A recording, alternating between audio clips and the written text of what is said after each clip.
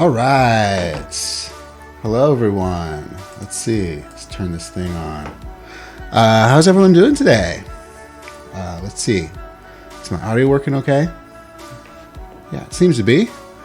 How's everyone doing? Hope you're all having a good Tuesday. We're going to be talking some Warzone update today. We're going to be talking about all things Warzone. We're going to be talking about the update that just landed a couple days ago. There's a whole bunch of stuff here to go over. It's kind of a potpourri update, a bunch of different stuff, quality of life stuff. And we're going to be talking, I'm going to be answering questions from the community. I see I already got some questions here, so I'm going to go over the ones in chat as they come up to try to not fall too far behind. I want to offer promotion. Oh, that's a bot. How do I? Pin message. See that? How do you even block people anymore? I don't know how to block people. How y'all doing? Let's see. So if you have any questions, feel free to ask them in chat. I'll be answering those questions. There are some questions on the forum too. I know we'll get into that when we after we go over the update. So I'm going to go over the update first. I'm going to talk about everything that's new, and then I'm going to go over all the questions that are in the forum thread.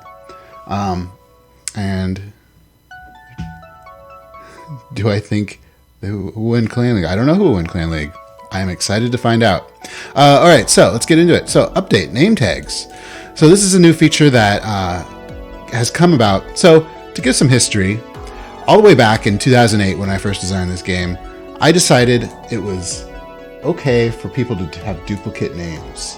And honestly, part of the reason for that, I'm adjusting my music volume here. Part of the reason for that, I like allowing people to have duplicate names. The original vision for this game was like people would join a game and just play it with their friends.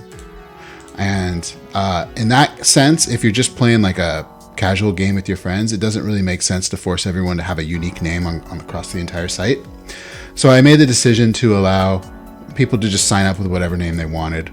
And the site has obviously evolved a lot since then. And now we have a central community. And sometimes it has problems when we have two people with the same name because like, well, A, you have people impersonate others, but B, the bigger problem is when you first, when you try to invite someone to a game, if you only know their name, sometimes it's very difficult to find them. So like what happens a lot is somebody will sign up with a name, like they'll be like Alex, and then they'll come in here and you search, for Alex, and then you get a whole page full of them, and you don't know which one there is. So now you can see the thing that's new in this update is there's a little number next to each one. This is like Alex 809, Alex 1464. So you at least have something you can tell your friends. Be like, oh yeah, I'm Alex 916, and then your friends know how to find you. That's the idea behind name tags. It just makes it so you can uniquely identify people. Helps smooth over confusion. Why do you decide to give tag numbers in a pattern of 1, 2, 3? Minigames have a tag system, array numbers. It takes not everyone will be equal. People number 1 or 4 is completely different. Yeah, I don't know which way is better, to be honest. I did it this way because people that have been around for a long time should be number 1, I feel like, because it makes it easier to identify imposters. Like if somebody comes on the site and names themselves Fizzer or, Master of Disaster or another high profile person, you want to be able to tell which one is the real one. The real one should usually be the one with a 1 after their name. Not in the case if your name is Alex, but if your name is something well known, you will be 1. How are we officially supposed to get profile IDs of a player? We need them for API usage and other stuff. Yeah, that's a good question. You can still get it. There are still ways you can get it, but I need to come up with what the official way is, what the official recommended way is. Because the API does use the ID number still. So what Fivesmith is talking about is when you go to your public profile now, you just have your username in the URL instead of, it just used to be a bunch of numbers here. And the idea behind this is if somebody links their profile page, you can actually see who it is instead of just having a bunch of numbers there and having to click on it to see who it is. You can kind of see in the URL, so you kind of know what to expect, and it kind of just makes things a little nicer. I'm glad that Fizzer added name tags because Anita would no longer get confused. All the other username are taken as well. Good. I'm glad. Just popped in to say thanks for the great game of playing since 2011. Awesome. I'm glad you enjoy it. That's a long time. That's 11 years. Glad you've been enjoying it for so long. So we'll have number 1 or 001 as I've been only looking at lives on Warzone. You can go look at your profile and right now see what you are, but there's no 001. You just starts at 1. Commerce games have problems with contrast on some colors, like Ivory PC. It's true the colors sometimes do get a little conflicted. Like Ivory and yellow are indeed very close. And that is unfortunate. If you are in a situation where you have players of yellow and ivory who are close to each other, you can change their color. So you go to the bottom right corner, click this button, click change color. You make anybody any color you want. The reality is that we have 24 primary colors, 24 main colors, and it's practically impossible to find 24 colors that don't have any conflicts with anything. This is something that I worked really, really hard on, actually, and some members of the community way back, like over 10 years ago, contributed to this too. And we found these colors that are as good as possible to have none that conflict, but like blue and aqua also are a little bit close. But it's pretty much impossible to have 24 colors that both don't conflict with each other and also don't conflict with anything else in Warzone. Like you don't want a pure black color because it'll make it hard to. Well, of course we do have smoky black, but when was the last time you sued a big corporation for trade? Was this the last time you sued a big corporation for trademark infringement? Engagement is smaller. So, no, I do not want to be in any lawsuits, and I've never sued anyone. I've only been sued. So I've gotten sued by a big corporation, but no, I'm a game developer. That's what I want to do. I don't want to be involved in lawsuits or anything like that. I want to make games. That's what I enjoy doing. Find ivory and neutral get confusing? Yeah. Not conflict with neutral, not conflict with any other colors. This is the best I could come up with after a lot of work, but do you know Real Time Tuesday? 100 free coins to play versus me and my friends. Join now. I do not know about Real Time Tuesday. I would like to subscribe to your newsletter.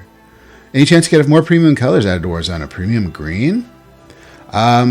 Yeah, probably someday we'll have some more colors. I'm not planning on doing any right now, but really love your game. I've been playing for years. Thanks. I'm glad you enjoy it. So anyway, that's name tags. Also, 400 player games. So mega games, if you don't know, there's a feature called Mega Games that allow you to go over 40 players. When you're making a game, you have this Mega Game thing. This will only appear if you have at least 300 coins, because Mega Games do require coins to be created. And previously, they could only go up to 300. Now they can go up to 400. This is what I consider the final limit. I have no plans right now. At this time, I have no plans to raise it above 400. I know it's gone up a lot. It started at 100, then it went to 2, then it went to 3, and now it's gone to 4. This was always from the very beginning my goal for the final destination is to get to 400. What will happen if the Activision lawsuit falls through? Will you change the name back to Warlight, or will you do something else? So it's too early for me to announce exactly anything like that, but the Activision lawsuit right now, I think we're probably fine. Like I think Warzone is safe. At the very beginning, when they first sued me, there was a lot of potential problems that could come up. Because if you look at their lawsuit and all the things they sued Warzone for, there were a lot of scary clauses in there, but I think most of the scary clauses have been dropped. So I think we're mostly in the clear for that. Since you won't extend the time limit anytime, does that mean you'll never get 420 player games? I wouldn't say never, but at the current point in time, you will not get a 420 player game. You will get a 400 player game, and you will like it. You will get a tournament. You can make tournaments with 420 players. I think, well, maybe you can't because it's there's some limitations on tournaments just because it's like bracketed. Yeah, I don't want to go through it now, but I guess you can't have exactly 420, but you can make your own custom ladder or tournament using 20. I'm just playing idle mode now. I love it, but is it possible to have a faster mode to finish a map in a whole day at least?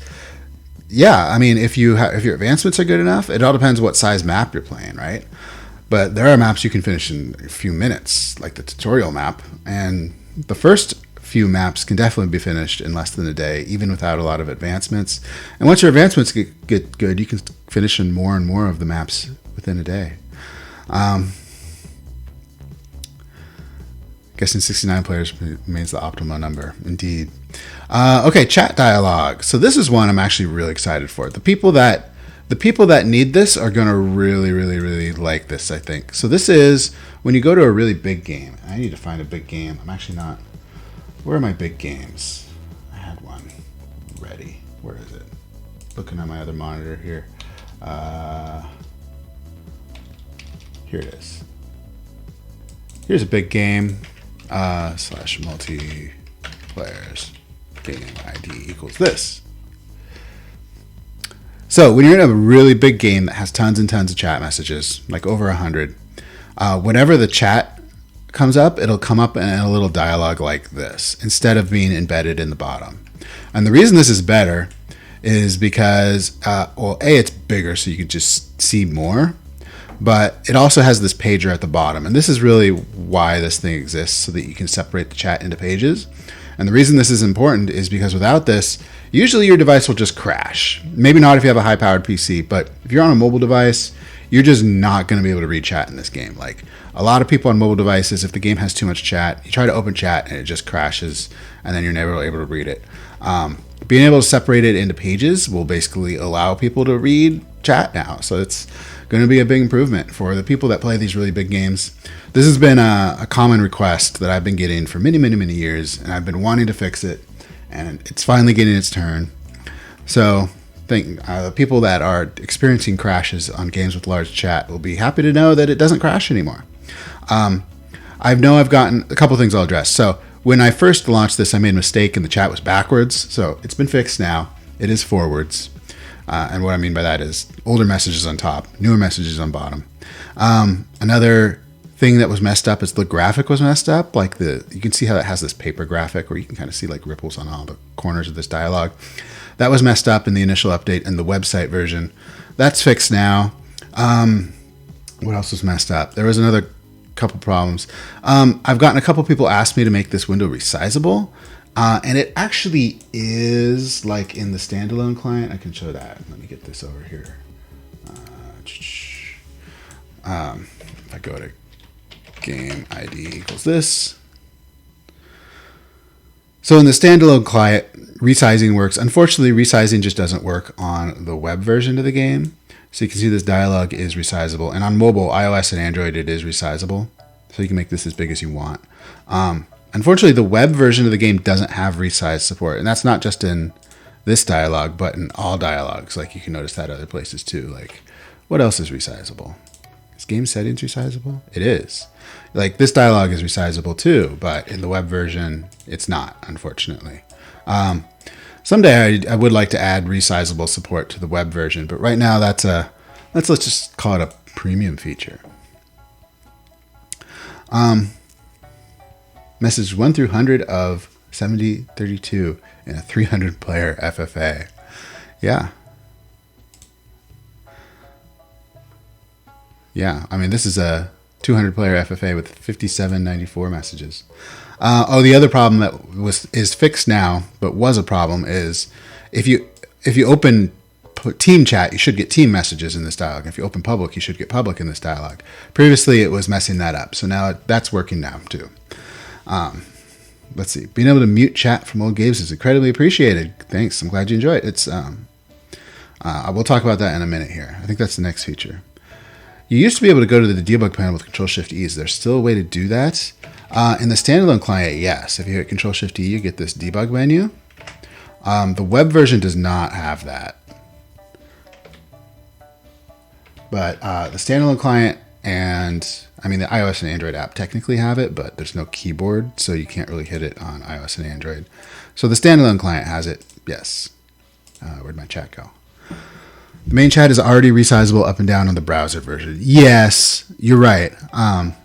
The main reason to add this is so that, A, the game doesn't crash and doesn't load super slowly. Should be a couple in open games to create used to be a member. Why did it switch from Warlight to Warzone? So Warzone is the sequel to Warlight. Warzone is Warlight 2. And basically the game was completely rewritten from scratch. This is coincide with the downfall of Flash because Warlight was a Flash game. So the game was rewritten from scratch and it got a new name. It got a sequel. 1.3 messages is nothing when you play real time. I have 3680 on a Diplo I made just 2 months ago. Yeah, the people that play those diplomacy games should hopefully really appreciate this chat dialogue feature. What happened to the blog? Oh, here it is. Okay, mute chat. So yeah, somebody was just talking about this in Twitch chat. There's now this mute chat box. So this lets you to basically silence a game. And what happened? I am lost here. Too many things open. I'm overwhelmed. Can't handle it. So when you're in a really big game that is finished, like I had one here and I actually muted it. I should have kept it so I could do it on stream. Oh no, too many games. Well, if you have a really big game that has tons of chat and you're out, like you're eliminated from it, it used to be that you would still see that game whenever somebody chatted on your My Game section right here. Now what you can do is you can open that game, go to the settings, and there's this box right here that says mute public chat notifications. What the heck? It crashed. Oh, it's because this game is archived. Well, I just found a bug. If you try to mute an archived game, you get an error.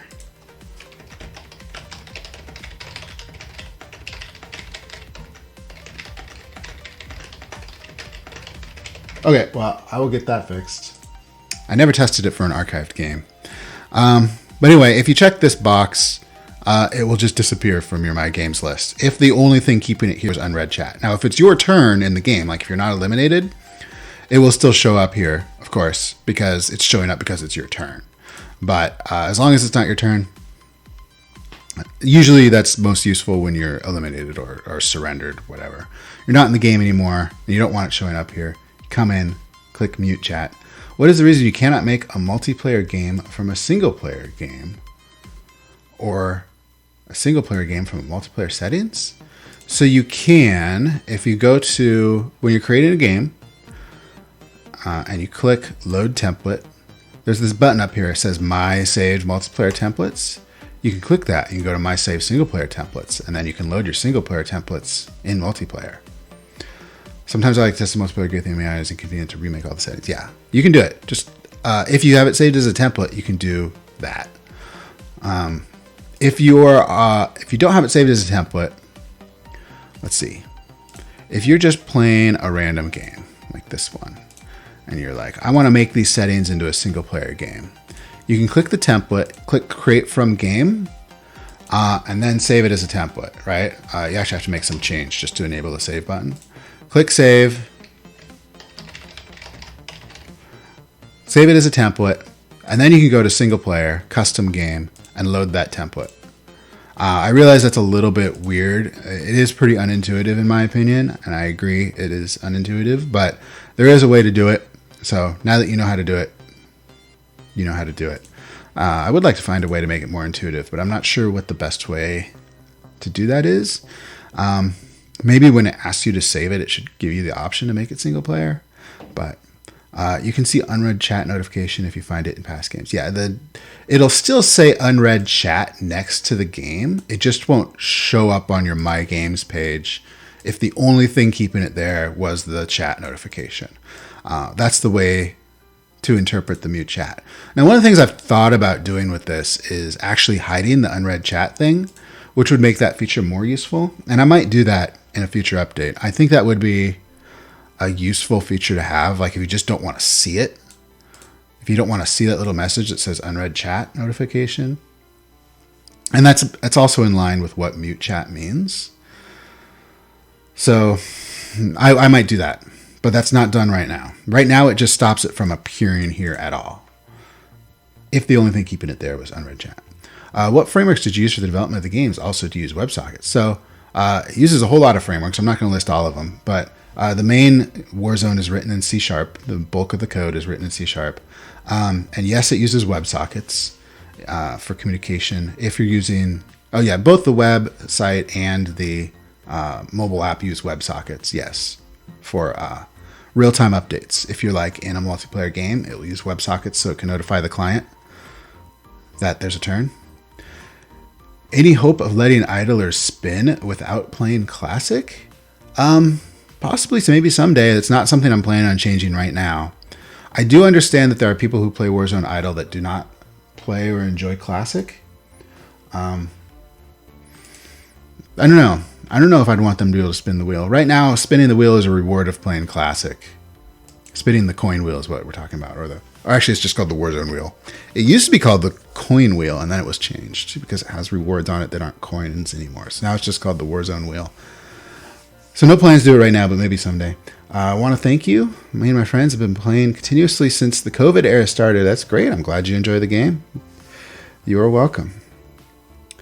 Hey, Fizzer, thank you for the update and all your hard work. You're welcome. I'm glad you enjoy the game. For starters, make saving templates easier. It could allow you to save the template without making changes to it. Yeah, I agree. That is... let me add that to my list. That is a little thing.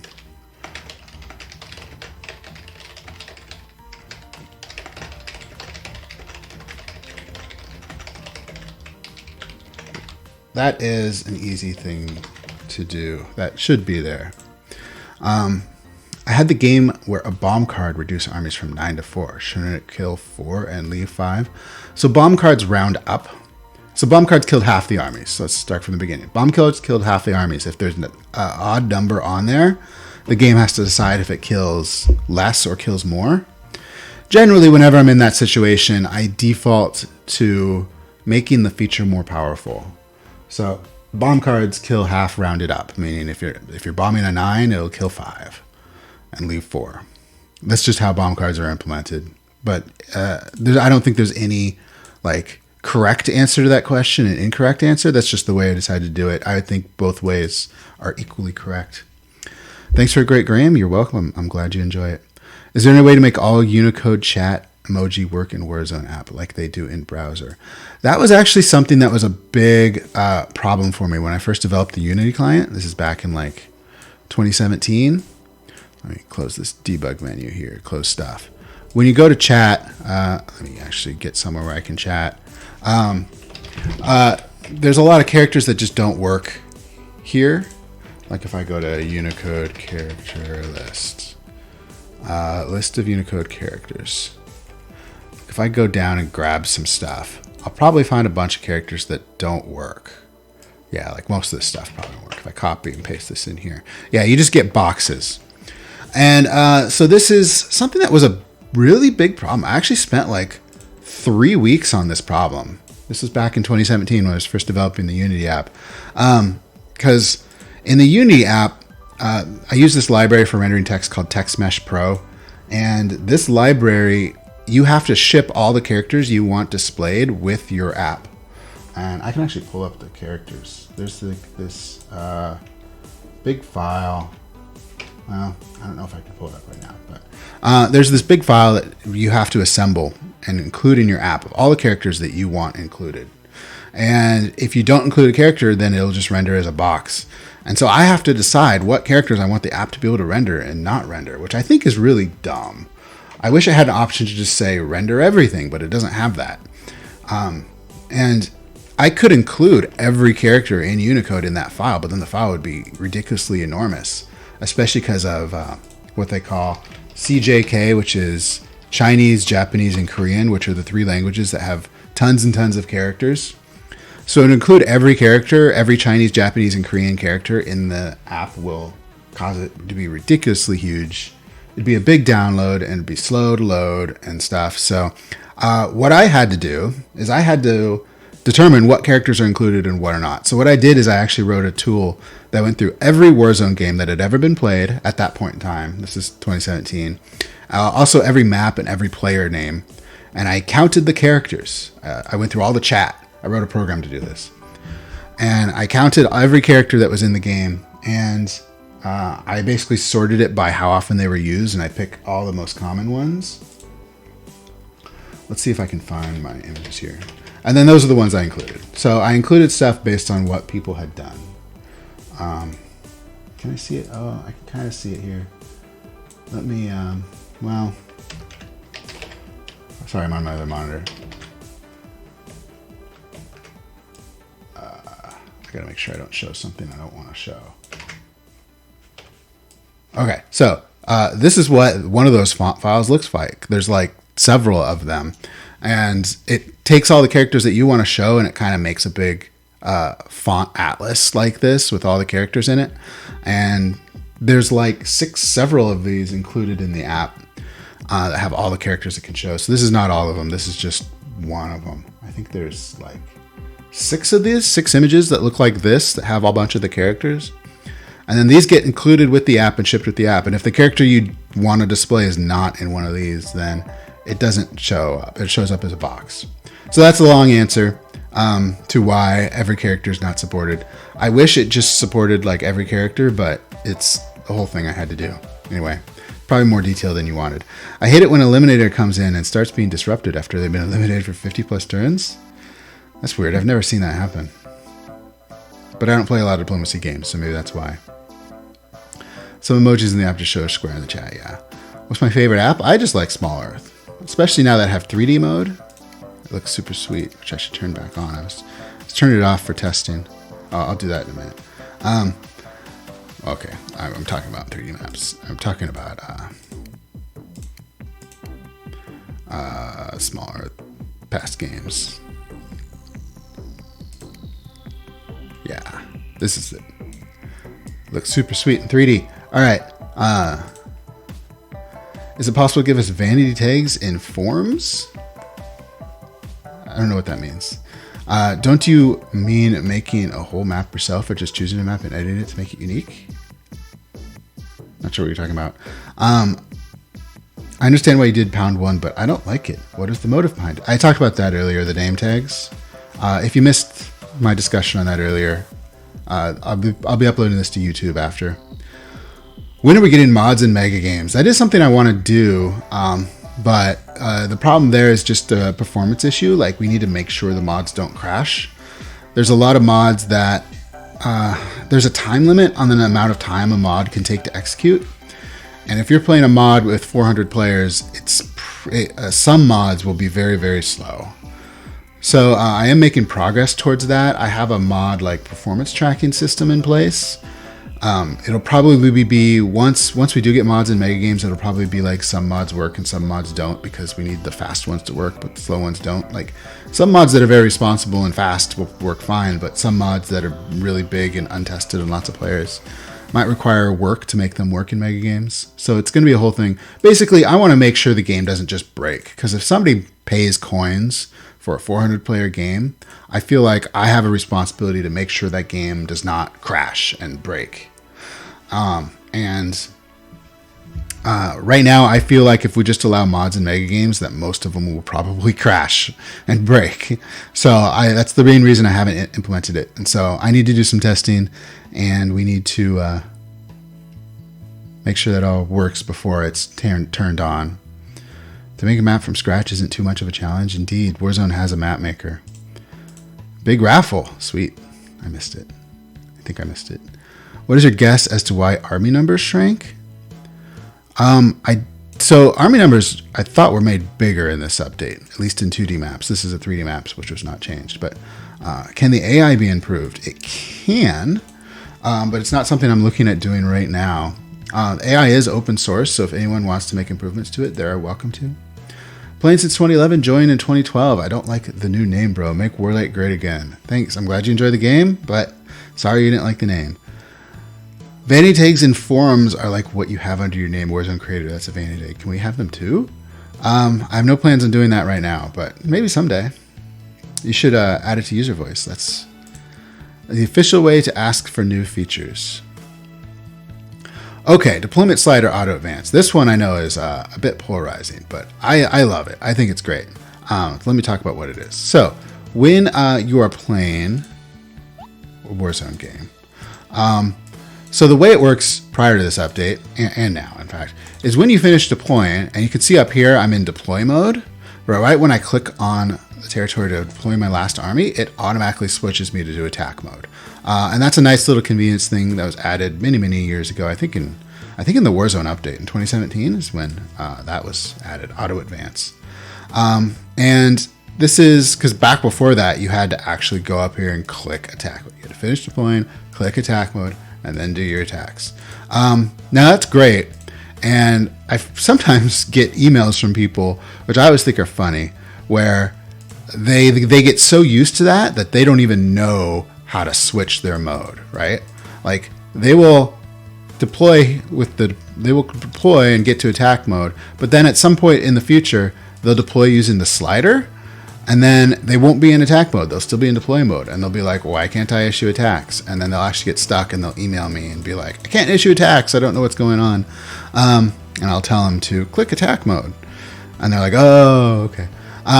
But this is something that now, when you deploy with the slider, boom, you're in attack mode. You can just start issuing attacks. So you don't have to go up here and do that. So this is partially for the newbies, the newbie scenario I just explained, where they don't know how to switch to attack mode. But this is also partially just to save you a click. I actually think it's a great improvement, because when you're deploying, you can just start issuing attacks. You don't need to go all the way up here to attack mode when you deploy with the deployment slider.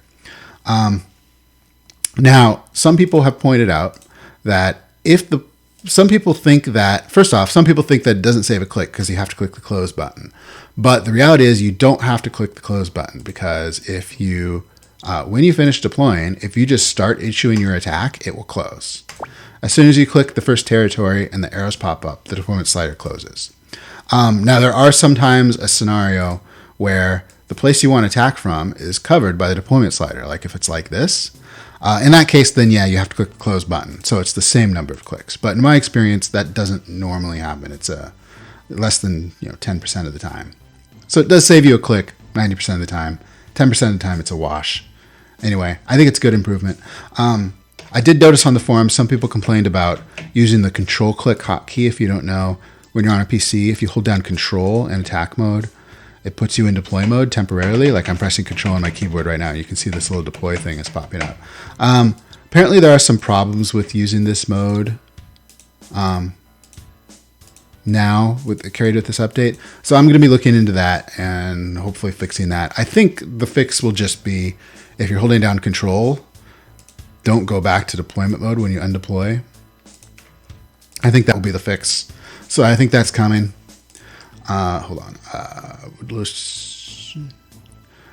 love to be able to use custom scenarios as a map editor, not just a map creator. Is there any hope for that? So the way you do that right now is just create the template, like create the map, then create a template, go into create game, do your custom scenario on your map, and then get your link to the template and just share that. So you can even include that link to the template in your map description if you want to. And then people can choose to use it if they want to, of course. No one's going to be forced to, but they will have that as an option. Will there ever be a new community AI competition? I'm not planning one right now, but I don't know if there'll ever be one. It's not something I can answer. A good member perk to submit to user voice? I think the reverted order chat is good in the new pop-up, but if there's a few chat messages, it remains the old box and it's still reverted. But if there's few chat messages, it remains in the old box and is still reverted. What? I don't know what you mean. I don't know what you're talking about when you say if there is few chat messages, it remains in the old box. So the chat dialog is only for games where there's lots and lots of chat. If there are a few messages, it will remain in the normal chat box at the bottom of the screen. That is intentional, yes. I think we can have pre-made free ones and achievement ones are paid ones. I like yellow 3 on the slider. Very often eyes goes right to it. Good, I'm glad you enjoy it. We haven't talked about that yet. Spoiler alert. That's the next thing we're getting to.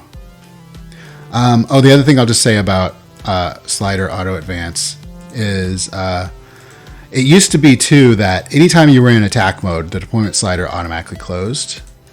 And obviously now that we have slider auto advance, that can't happen because otherwise, right when you hit 5, this dialog would close. And sometimes you want to drag it back down. So that was changed too. So you can actually be in attack mode with the deployment slider open, which used to be impossible unless you're holding down control. And the other thing is whenever you undeploy with the slider, you can see right now, whenever I undeploy, it puts me back in deploy mode, which was another important change, another thing that had to happen for this feature to work. It's all kind of part of the same thing. Are Are there any ideas behind developing more enhanced AI or different AI types for diplomacy games? I do think that would be cool. I know the AI that exists right now is not really geared well. Honestly, it's not geared well for multiplayer at all, in my opinion. The AI that's developed now was really developed for single player. It was developed to be an opponent to you in your single player games. And it's just designed to like take bonuses and like not really even be strategically effective. There are some other autopilots, or there's some other AIs in the game. There's like this Wonderwaff one and this Cowzow one.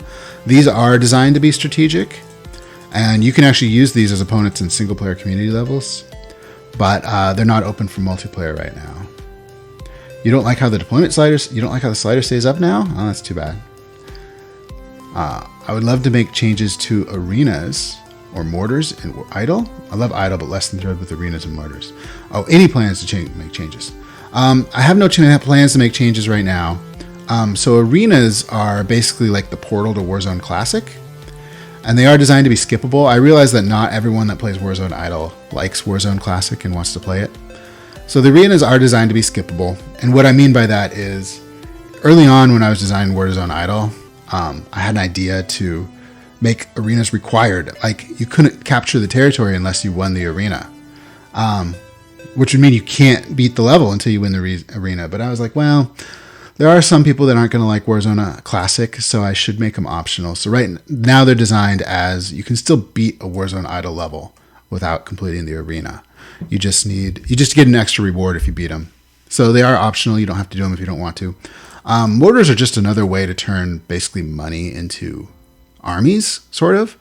So mercenary camps are one way you can buy armies for money directly, but mercenary camps run out. So if your mercenary camps have run out and you still want more, you can use mortars to basically turn more money into armies, basically. I mean, you're not talking directly into armies. You're reducing the army count you need to kill things, but yeah, that's what mortars are.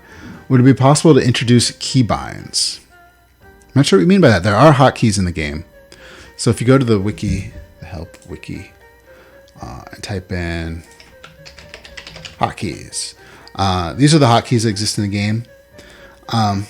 If you want to like add your own, that's something that's not currently possible, but I've never seen a good argument for why these are not acceptable, but maybe. If you have a good argument for why these hotkeys are not sufficient or what you would like to do with it, then you should tell me what you'd want to do. I don't like how it does the auto advance to attack mode. Adds more clicks when you want to change your deployments. I don't think it does. I'd like to hear the exact scenario where it adds more clicks, because I've been playing with it for a few weeks and I found it only reduces clicks. Even when you want to change your deployments, it's the same, in my opinion, in my experience. Last time you promised to give us some dedicated sticks and 11 most popular maps. I don't think I promised to. I think I was going to, but like I couldn't find the query. We get no fancy stats. I was trying to find the query last stream, but I couldn't find it. I thought I had it. I guess I have to rewrite it because I lost that query. I do not have it offhand still. Sorry. How can I get coins if I can't get into most of the tournaments? So coins are a purchase feature. You can come on here and just buy coins. That's the main way to get coins. There are some free ways to get coins as well, like the raffles and the Warzone wheel. But the main way of getting coins is, of course, buying them. That is their purpose. I meant the order of the message still get reverted in the old box? Really? The chat box should be normal. Top is oldest messages, bottom is newer messages. If you see the inverse, of that, you should send me a screenshot. You can earn coins by winning coin games. Indeed.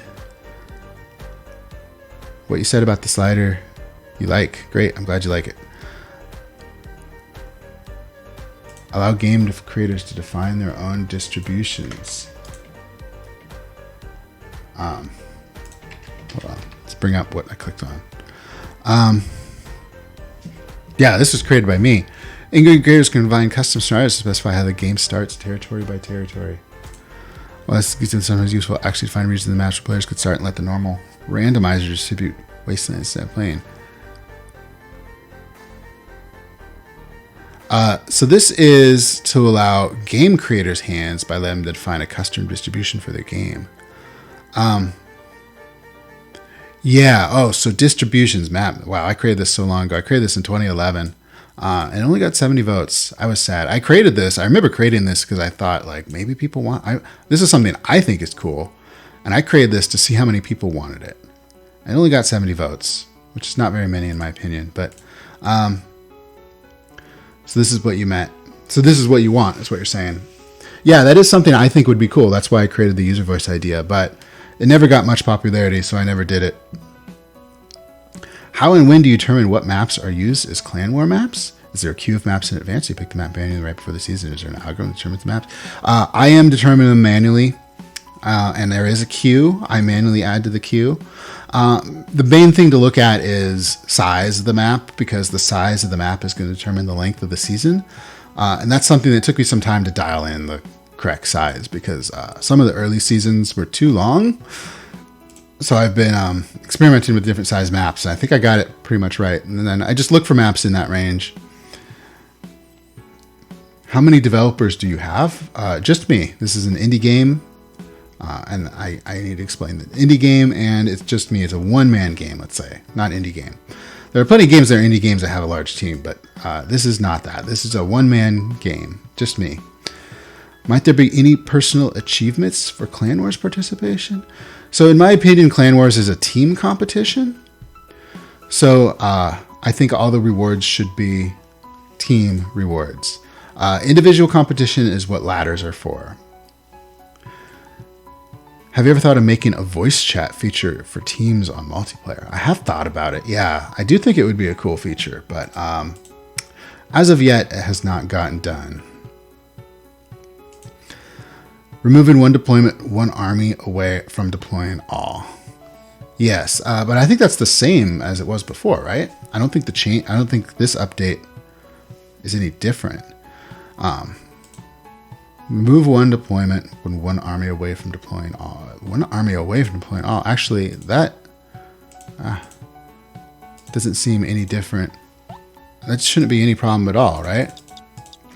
So you're one. Oh, but get the slider up. So. Yeah, so if the slider is already up when you're in that situation, right? You're one army away from deploying all.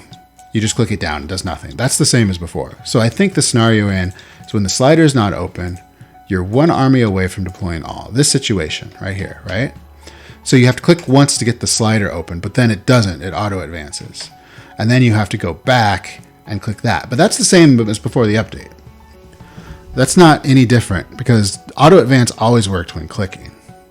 I guess you're not talking about this update, you're talking about auto advance in general. And you're right, auto advance was added like 5 years ago. That made this scenario is a bit clunky. You're one army away from deploying everything, but you want to take one away. Because you click, and then you deploy one, and then you have to go back to deployment mode, click again, and then to move two. Which is clunky. I would like to find a solution to that. I agree it's a problem.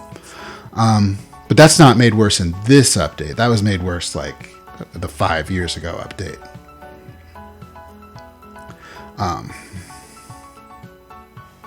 After the update, it takes forever to deploy and forever to attack and forever to chat. I was thinking to surrender because I could not play. I have no idea what you're talking about, but I'm sorry you ran into a problem. You should definitely report a bug. For me, it does not take any longer to deploy. Actually, deploying is faster.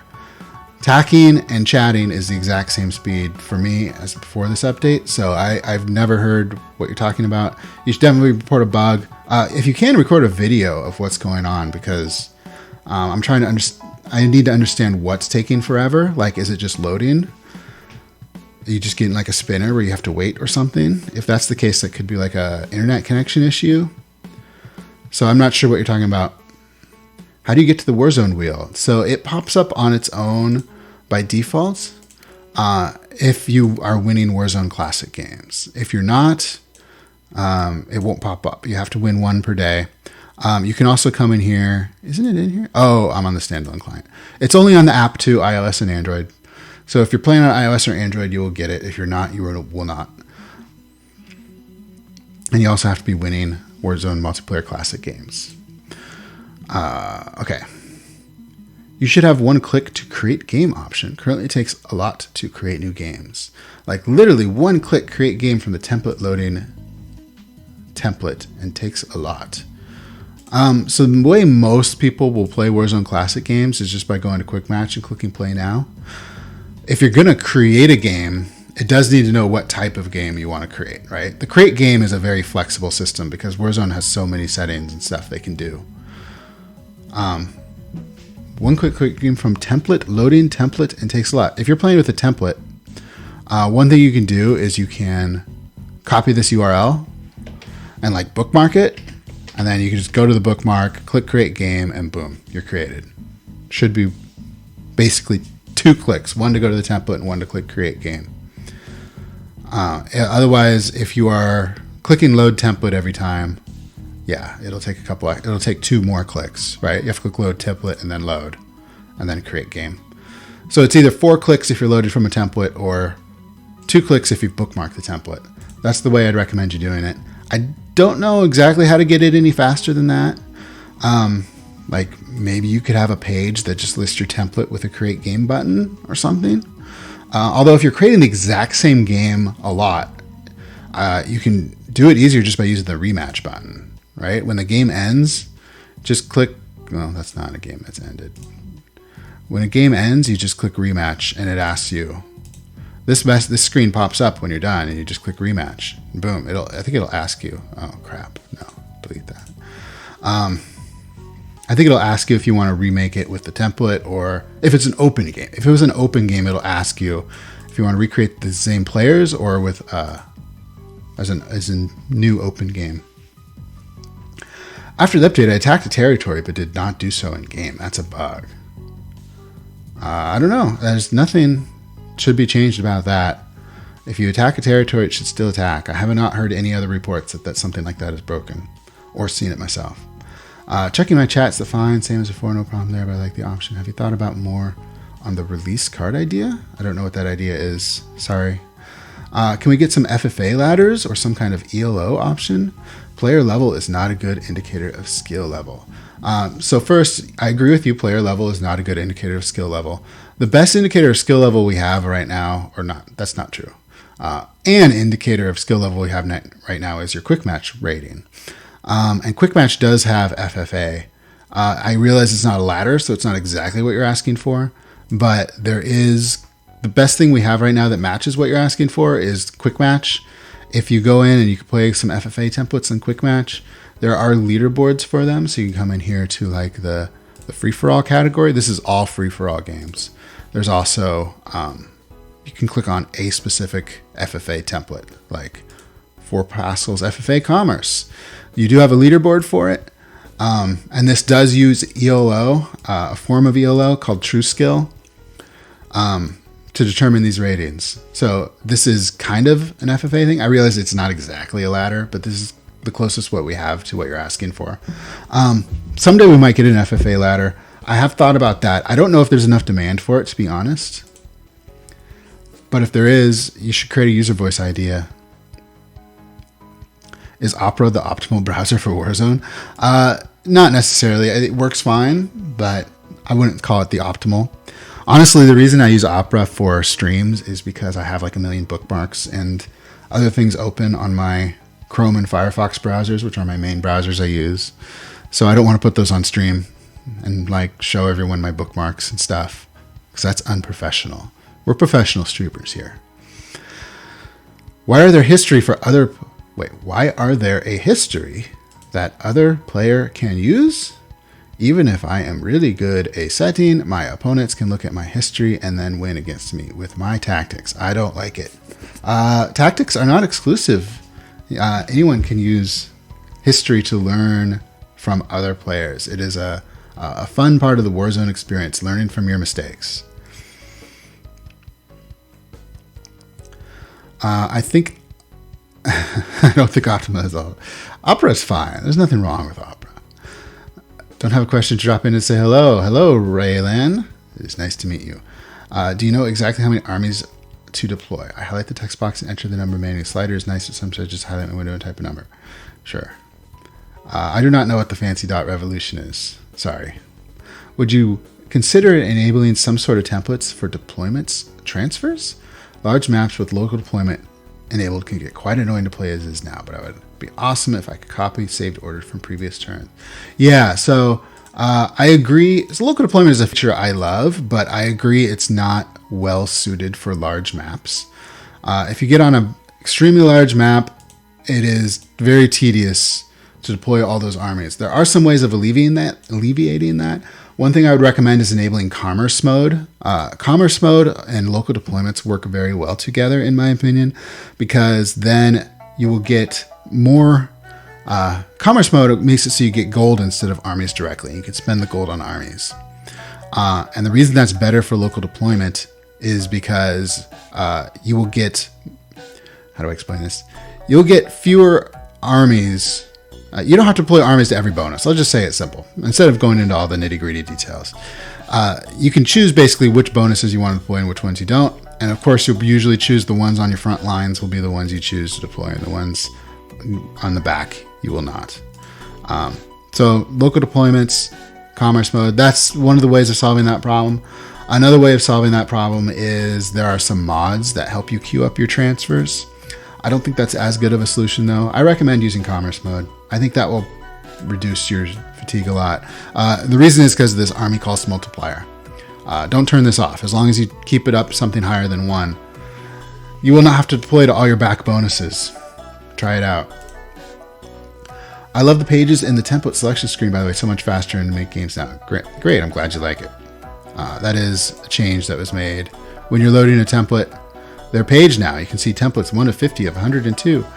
This is similar to the chat problem that we had, which is if you have too many of these, this page gets really slow, especially on mobile.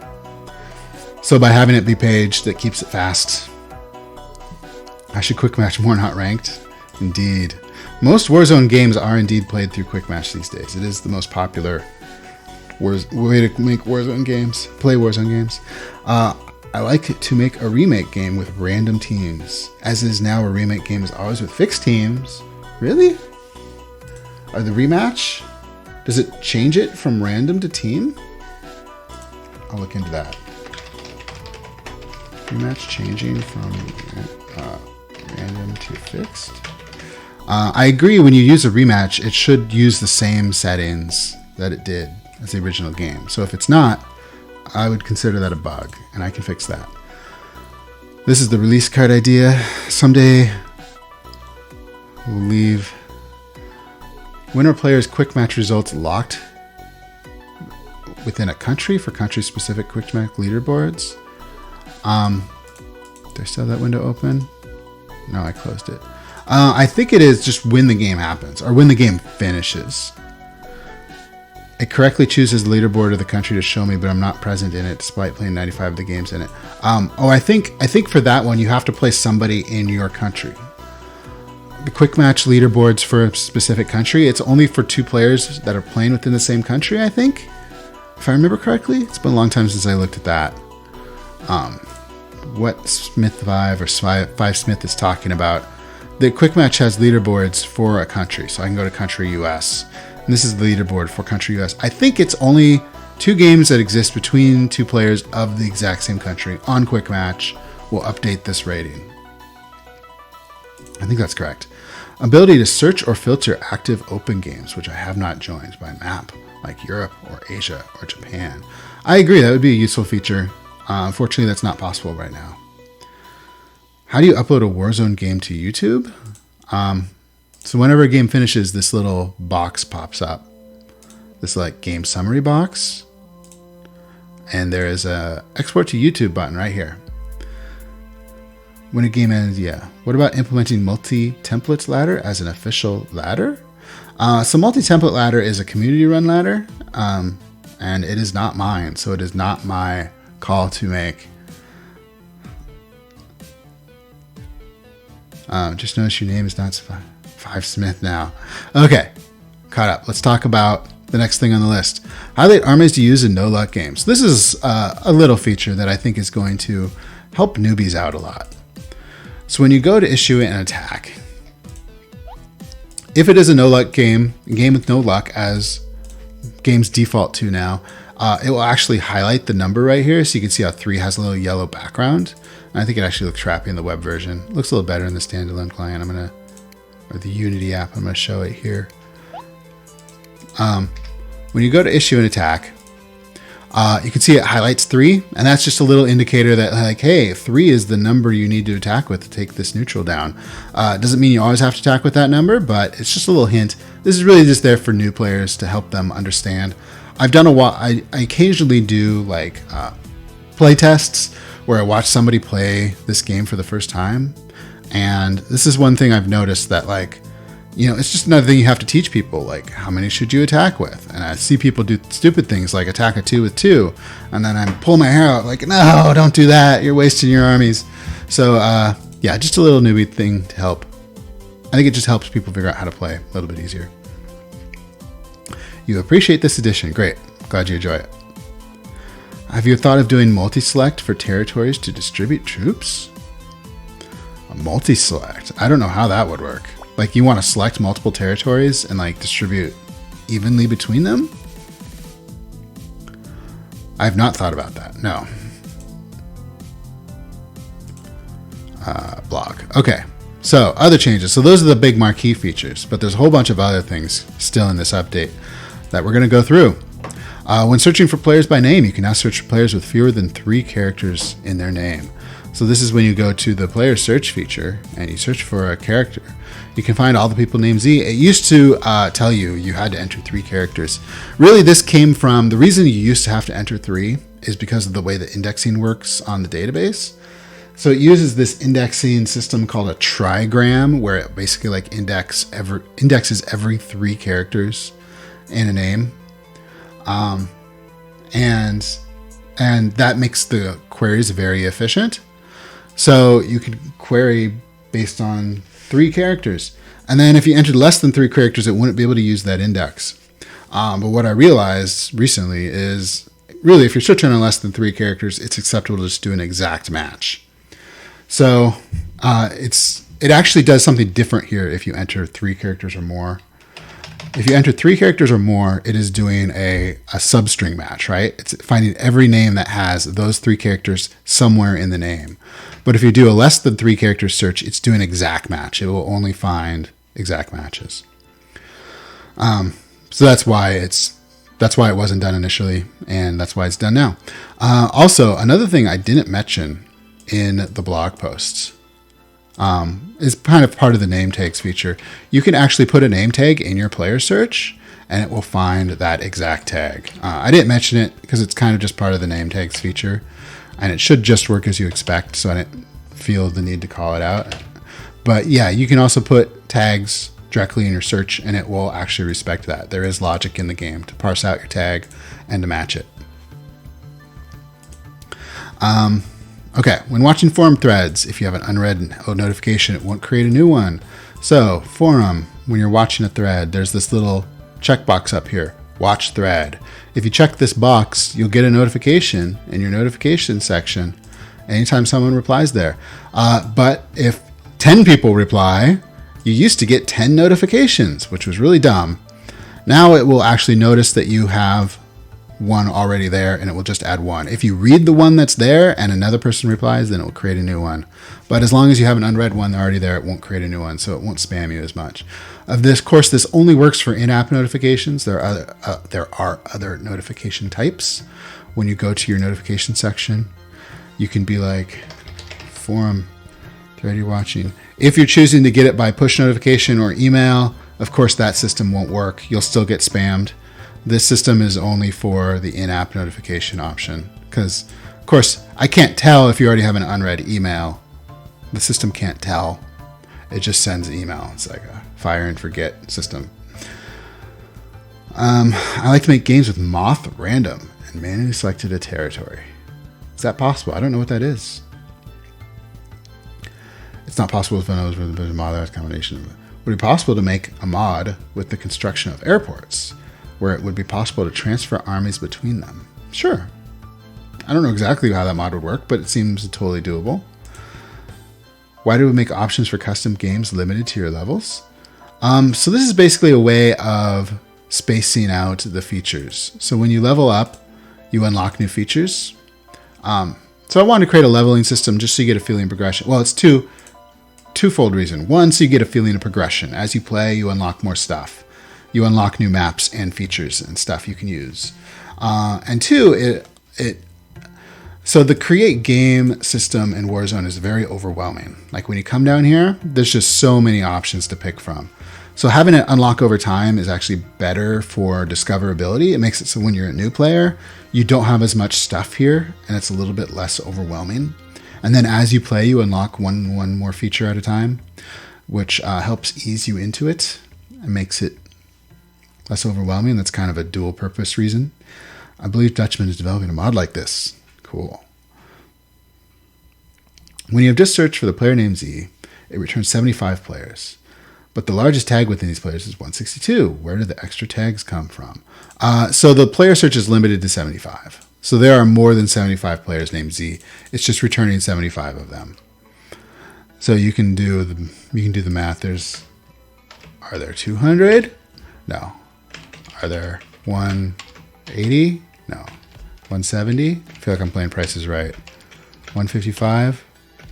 156? 157?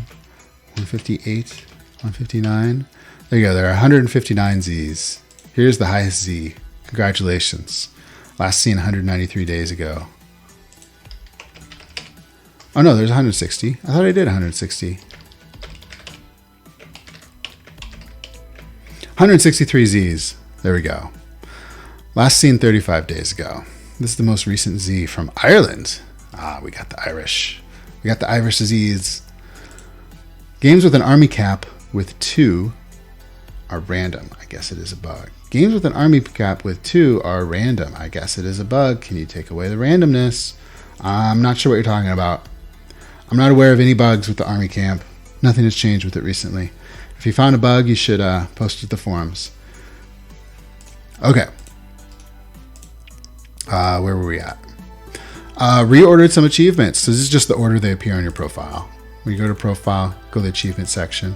I'm still not completely satisfied with this order, but at least made it slightly better. I do think a lot more thought could be put into the order here. I don't like that how it basically always shows you the same ones every time.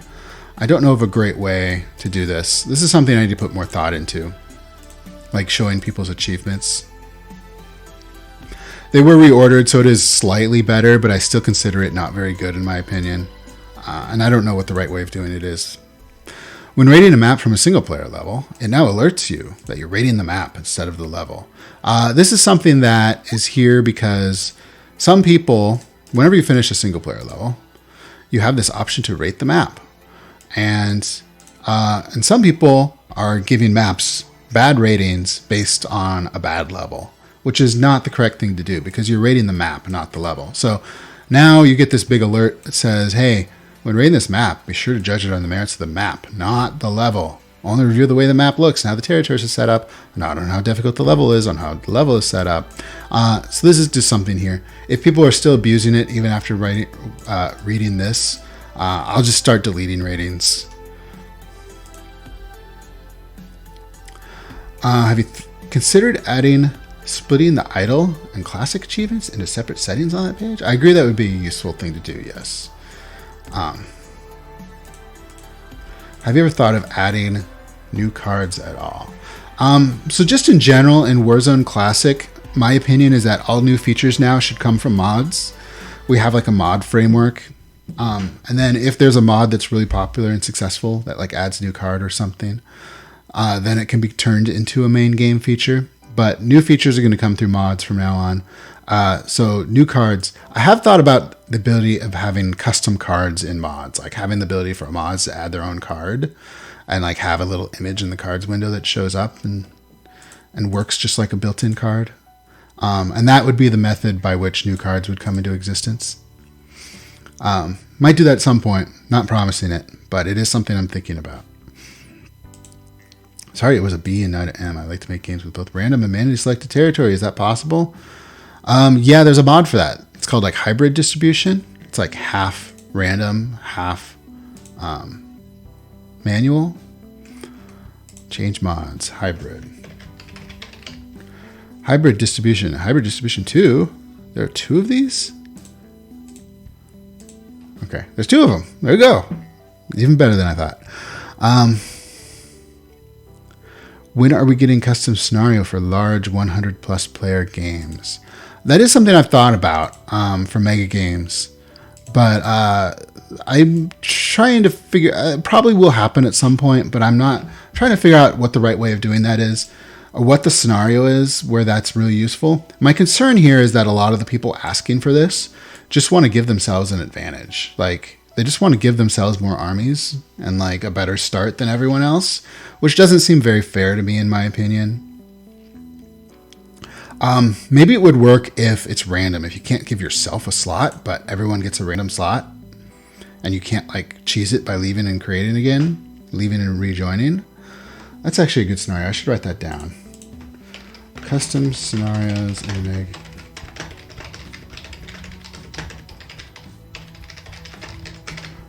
Yeah, I think that would be a good way of doing it. Let's go train Wi-Fi. You're going to train your Wi-Fi? How did the Activision lawsuit end? It has still not ended. It is taking forever, and it is ridiculous how long it is taking, but it is still going. I'm still hopeful it will end here pretty soon. What is your future vision for Warzone? Will this game look like in 5 years? I don't know exactly what it'll look like in 5 years, but I'm definitely planning on continuing to improve it in every way I can for the rest of my life. That's what I would like to do. I have no plans to stop working on it.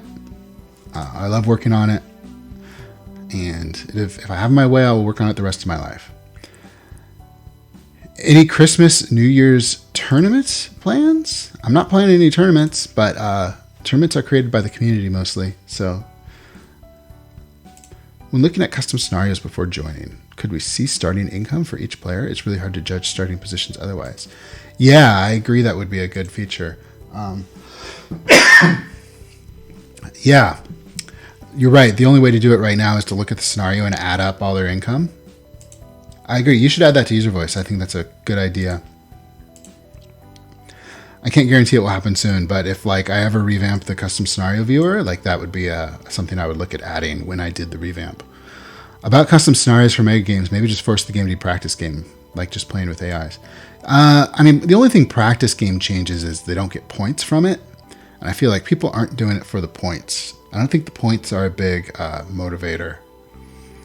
So I don't think practice game solves that problem. I think the solution to that problem is you can create a custom scenario mega game. You just can't choose what slot you get.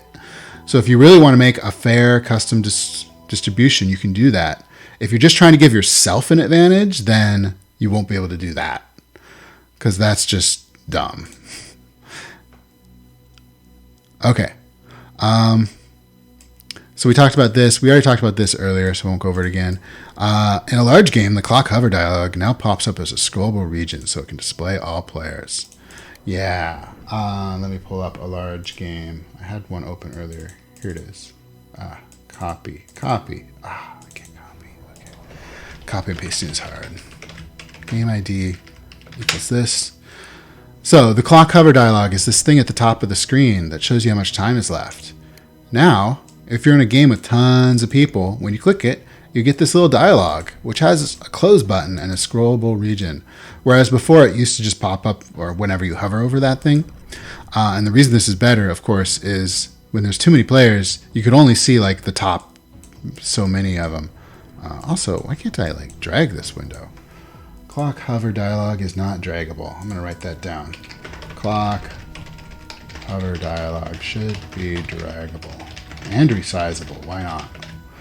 That's a mistake. It's annoying to me. I can't drag this window around. But yeah, now you can actually see this data for everyone in the game, whereas before it was only possible to see it for a few players. Do you realize those games cost a lot of coins to make, right? I would rather not have to pay a bunch of coins for a game just to have it forced to be practiced. Yeah, sure. I agree it should not force to be practiced.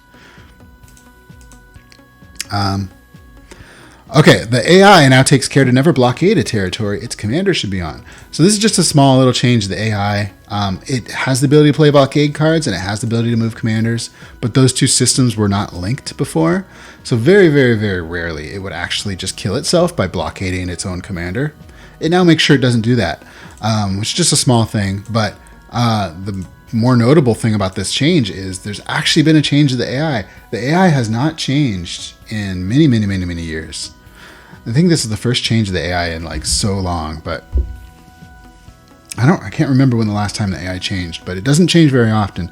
In general, I try to avoid changing the AI because I don't want to break the balance on all the levels, right? We have thousands, we have almost 20,000 community levels that have been built against our current level of AI.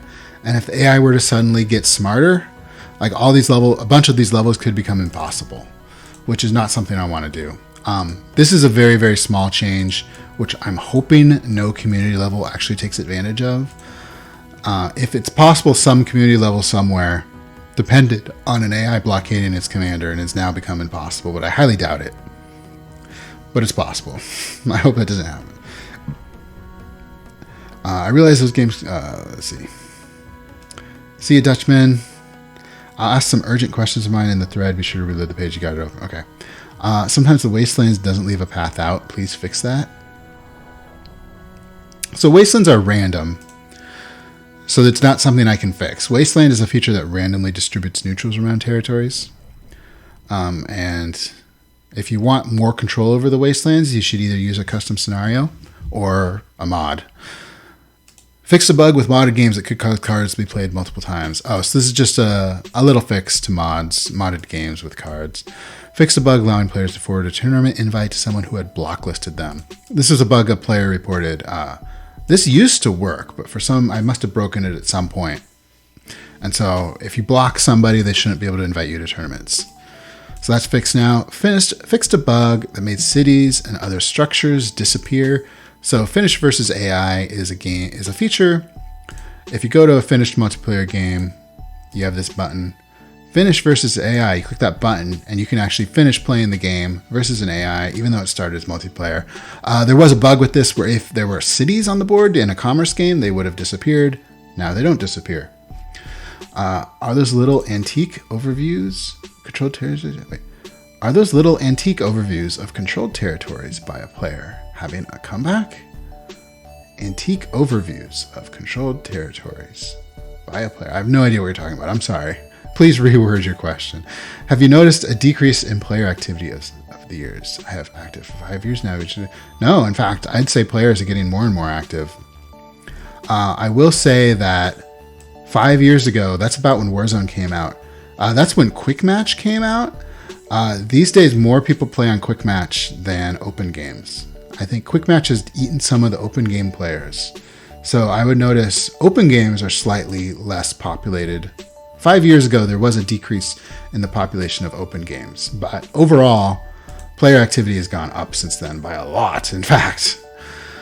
Would you consider adding some sort of IP tracker to help reveal multiplayer accounts? Not that it would reveal IPs, but it would show which account uses the same IPs and how often. Yeah, it's an interesting idea. Possibly.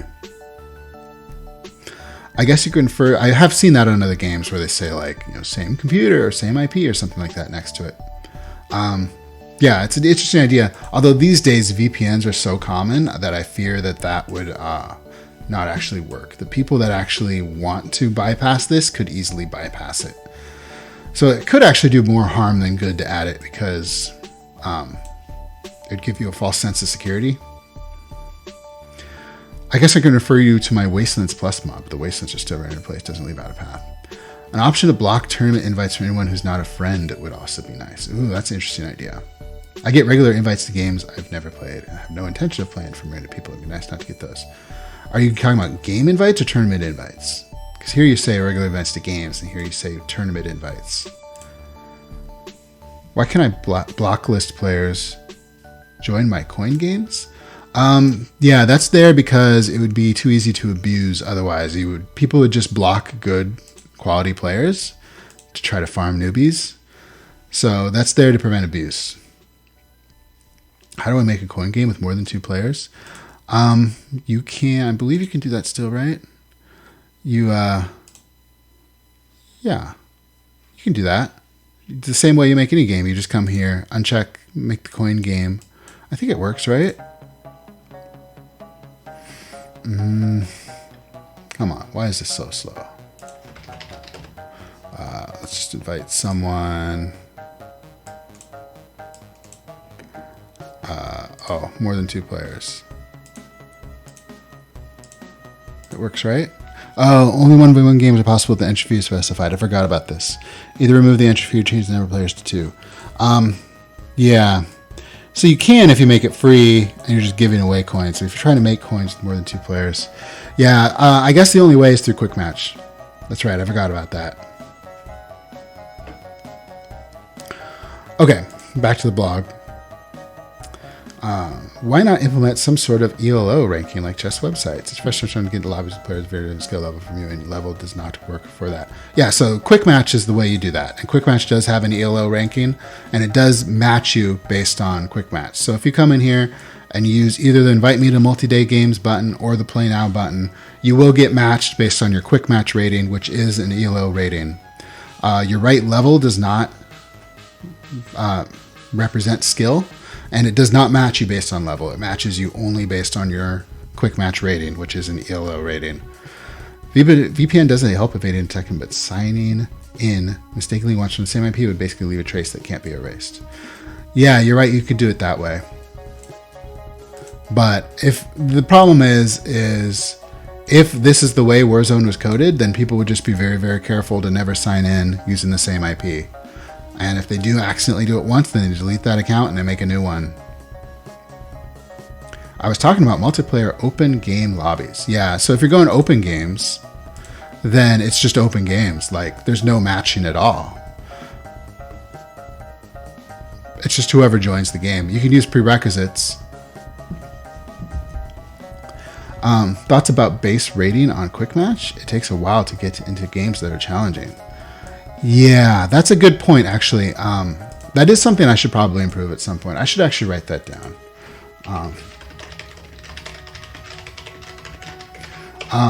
Because I know that is a problem. If you're a skilled player at the game and you join for the first time, you're going to be matched up against garbage players for a while until you get past all the garbage ones and actually get a good rating. Warzone could definitely do better about that. I agree. A feature a friend of mine would like to see is more host control, kicking someone, muting a player, things like that. If abuse would be concerned, they may put a warning that the feature is enabled when someone joins. Yeah, I do think that feature would get abused a lot. But nevertheless, I think that is something mods can do, and I think there is a mod, either a mod that does that or a mod that somebody's working on that does that. So it is possible to do. I'll leave that to mods for now, but maybe someday that could be a base game feature. How about introducing something like a blue tick for players wanting to make sure they have a verified account? No extras, no coins, $10 a year will make it a bit more expensive for people who play multiple accounts. Yeah, I think it would also be great to ban players who promote their social media accounts. It's a good idea. Fixed a bug that could, in rare conditions, make the AI refuse to play on a commerce local deployment game with mods. Just a little bug fix with the AI that it was not playing in some specific games. So that's fixed. Okay, idle, multi-device detection. So this is something that, honestly, is very upsetting to me. So idle has had a problem is when you switch devices. If you have idle open on 2 different places at the same time, you can cause data loss, which is really annoying to me. I've been trying to fix that for so long, and I've kind of admitted defeat at this point. I can never get it working, and I don't know why. It has like a check in there to try to check to see if you have it open on another device and to not overwrite your data, but it still sometimes happens, and I don't understand why. So I went ahead and added just a little warning, so at least players know about the current state of it. This is not how I would ideally like to have fixed the problem. I would like to have it fixed so that it doesn't lose data no matter what you do. But at least now you have a warning. I still hope to someday fix this the right way. But this is at least a temporary solution. It warns you so you know what's going on. For quick match rating, you could increase the rate you gain lose for the first X games. That would be one way to solve it. Yeah, I agree. Or just like some like, yeah. Yeah, basically like an onboarding feature where when you're new, you get your rating more quickly. I see it a bit abused right now. Some players block list people that win against them. Exactly. Some people do that, which is why it's not used for matchmaking. Fixed a bug with auto market. Oh, so auto market worked fine when you had no like artifacts or achievements that increased your sell price upgrades. But if you did, then it wouldn't always buy when it should have. So that's fixed now. Auto market should become a much more powerful feature, advancement in idle. And also, it didn't pop up a message. Most autos pop up a little thing in the bottom left corner that tell you whenever they do something. Auto market was not doing that, and now it is. So just a little thing. Fix a bug that made it offer you the wrong level. Just another little bug fix. If you had the skip levels advancement and you use a skip level power, the message that popped up, it still worked correctly, but the message that popped up was wrong. So it's now right. 3D maps now have an option for only small maps. Let's talk about 3D maps. So if you haven't been paying attention to the recent updates, we now have a feature called 3D maps. I'll show one in a second. But right now, if you go in the settings, you can choose. You used to only have the options of on or off, but now you have an option for on for small maps, which is the default when you turn 3D maps on. And that just makes it so big maps, if you load like this big 25 versus 25 versus 25 versus 25 versus 25, then it will still be 2D. You can see it's in 2-dimensional right now. But all the small maps, like Small Earth, are in 3D. So this is something that I think is better just because really big maps tend to be very slow in 3D. So yeah, I think that's an improvement for 3D maps. And I scrolled to the top somehow. When viewing a large map in 3D, it now uses a higher resolution background. And I say actually this time because this update was this line was in the previous update as well. But then I realized it was actually broken in the previous update. So we're talking about the background like this, where it says Atlantic Ocean, or like this hourglass down here. It's higher resolution now. So yeah, that's good to have. So again, I put this line in the previous update, and I thought it was in there, but it wasn't actually. Increase the army number size when zoomed out slightly. So the army numbers are a little bit bigger now when you're zoomed all the way out. Membership is different. I don't want to buy coins. I like to support this game every once in a while, but I would like to have an option for game hosts to see only blue tick account. Limit the probability of having included with another player to play against. Yeah, I mean, that's basically what membership is, right? I guess it's possible to make that detection bulletproof, but I guess it helps make it at least more difficult for them. And even if they delete the second account with the moment they make a mistake, it's still flag the main account by adding something like this player's shared collusion. Yeah, that would be interesting. It'd be interesting. I fear, well, A, for privacy concerns. I also fear about false positives because there's a lot of players. There's entire countries out there that share the same IP. And it would take a lot of work to get that tuned correctly. I mean, you could exclude that one IP, but like everybody that plays at their office would suddenly get flagged as everyone else that plays in that office. And it's just like, there'd be so many false positives. I don't know how useful it would actually be. If you're talking about any accounts that ever share the same IP over any time, I mean, people that play for decades are just going to have like this huge list of thousands of accounts because like they're on a home internet connection that changes its IP often. And everyone on their same ISP would eventually get flagged as a same account. Like, I don't know. I don't know how useful it would actually be. It's possible, but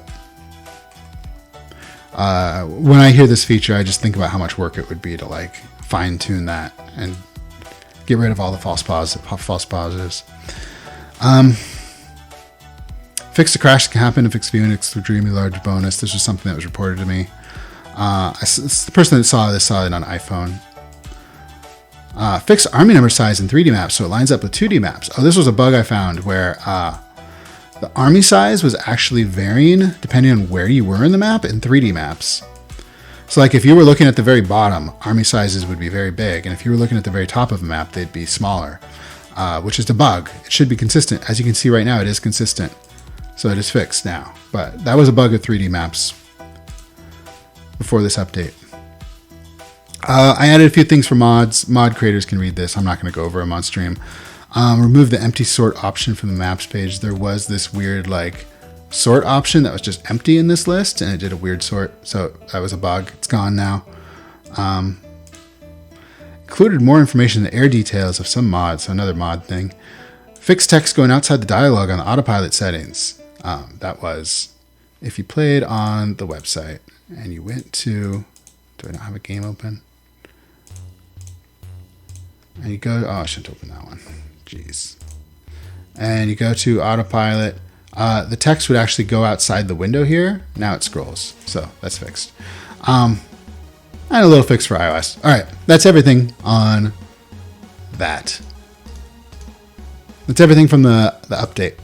Let's talk about questions that were asked in this thread. So, how do name tags work with name changes? If a player with a lot of name changes reverts back to a previous name they've used, does the tag use the latest or still represent? So the way it works is whenever you change your name or sign up a new account, it looks at all the players that already have that name, and it looks at the highest tag that's currently in use, and it adds 1 to it. So no, gaps will get made. Like if Z number 1 changes his name and then changes his name back to Z, he will be number 170, whatever, the next highest one. You can't get back. No one will have a Z number 1. The only exception is if a name becomes completely vacant, as in if nobody has that name anymore, and then somebody changes their name to that, then they'll get number 1. Actually, Fizzer signs up with Clan League. Public going through all the 3 hours before registration is due. Yeah, not planning on joining Clan League. It would be cool to do, but how does the name check? If Figure 1 is renamed with Fizzer and 2 can infinite? No, I just answered that. If I change my name to new player name, would my old player name link redirect my new player profile? Currently, no, it will not. So profile pages have your username in the URL now.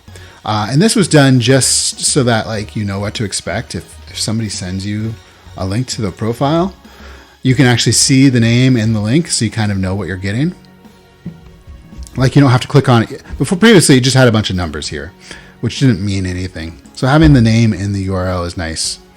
Now that being said, I do recognize there's a problem that if somebody renames their account, previous links to their profile will stop working. And I might do something to address that in a future update. I am considering a fix to that. Is it a question if it could be made possible that the player ID link is somehow still visible on a player's profile? Yeah, I do agree there needs to be some way to get the player ID just for like the APIs and stuff. And I think there is a way to get it. But I don't see it. It's in the source code. If you go to view source, you can see it. Of course, this is not the way. It's like right here. It's right here in the source code, but I agree there should be a more convenient way than that. On the website, all references to profile links changed from using the player tag. Most of them changed. I wouldn't say all of them changed, but yes, most of them changed. Can you make the URLs go back to the format and we'll use it? So the reason the format is here is so you know what the name of the player is in the URL. Can we hide surrender players in active game? You mean in the bottom right corner? They are sorted. They won't be hidden, but they're sorted to the players who are in the game will be at the top. Currently, there's a plan to give players good notifications like diplomacy mods. Maybe you can add something that allows a mod to write chat in the game. Yeah, I agree. There's not currently a way to like notify players of things that are happening mid-turn, right? Like when they open the game, you can pop up things. But if they're just looking at a game on their My Games page, there might be a mod that wants to alert you to this game and like tell you like, hey, you should open this game because something's happening. I mean, fundamentally, Warzone is a turn-based game, right? So it tries to be designed such that you can do everything for a turn and submit your orders and be done with that game until the next turn. But if something happens mid-turn, like somebody wants to make an alliance with you or something in a diplomacy game, you might need to open up a game mid-turn. And there's no good way of notifying players of that. I'm not sure what a good solution to that problem is. It's something I would have to think about. I mean, the core Warzone doesn't really have a model for things that happen mid-turn. Other than chat. Chat is something that can come in at any time. And your My Games page does notify you about chat. Maybe what we need is another type of notification here, like mod notification or message or something. I don't know. I don't like the idea of putting it in the chat window because that confuses mods saying things with real players saying things. But you could have like a mod message or something like that. And it could say pending mod message. Like maybe that's the right way of solving it. I don't know. I'd have to think about it more. You should also think about something blockchain, NFT coins, something. Sounds like $1 million idea. Good idea. Are there literally any thought of changing the clan war system and perhaps the clan cap? There's been quite a discussion over the past year about how bad the clan war system is, and nothing seems to be done to fix it. I don't think the clan war system is bad. I think it's actually quite popular and doing quite well. At some point, clan wars will get their day in the sun, yes, but I think there's other things that are higher priority. I think ladders are ahead of it in the queue. Ladders haven't gotten a significant update since like 10 years ago, so they're going to get work first, and clan wars will probably be at some point after that. I respect you doing these AMAs. Sometimes it's frustrating to deal with requests that make no sense. Delays. I think it is a terrible mechanic. A game should be about making meaningful decisions. There's practically no decision making, and making 300 delays per turn is meaningless micromanagement. So I think delays are a great feature, but I agree you should never be making 300 delays per turn. That is insane. I agree with you. If you're making 300 delays a turn, that is a meaningless micromanagement. Now, I would question the template that you're using on this, because if you're making 300 delays a turn, that means you're dedicating 300 armies to delays, which that means your attack that you're ultimately making is 300 armies weaker, which is crazy. What kind of game are you in where you have that many armies? I mean, I don't play games with thousands and thousands of armies. It sounds like you're in a game with thousands and thousands of armies. I would advise you to adjust that template. Like, take all the armies on that board and reduce them by 2 orders of magnitude, right? So that way you have 3 delays to make instead of 300. And 3 delays is extremely manageable. In general, Warzone is a very customizable engine, and people can make templates using all sorts of crazy ways with thousands of armies. But I would not recommend it. And I don't think it is. I think any template where you have to make 300 delays a turn is a bad template. For example, 1v1 on the popular Rise of Rome can easily be 100 plus delays per turn. It's basically as much as you can physically do in a 5-minute timer. I agree that would be a terrible template. In a bigger map, result in even more delays. The limit is only how much we can bother to make. If you add no army stand guard, the mix gets even more crazy. Yeah, I agree. I don't think you should play templates like that. I do not play templates like that. That sounds horrible. I would like to say I love the new feature that highlights the troops expect a new terror. Great, I'm glad you like it. Any chance you could make it possible to watch the templates of the clan war maps whenever, instead of like when only signed up? Yeah, you can watch Clan Wars whenever. If you go to Clan Wars, click View Map, and then come in here, you can go to the games of any clan and just be like, yeah, I want to watch this, and then watch it. So you should be able to do that. Have you thought about adding an icon with a trophy or medal to indicate the champion on the tournament pages?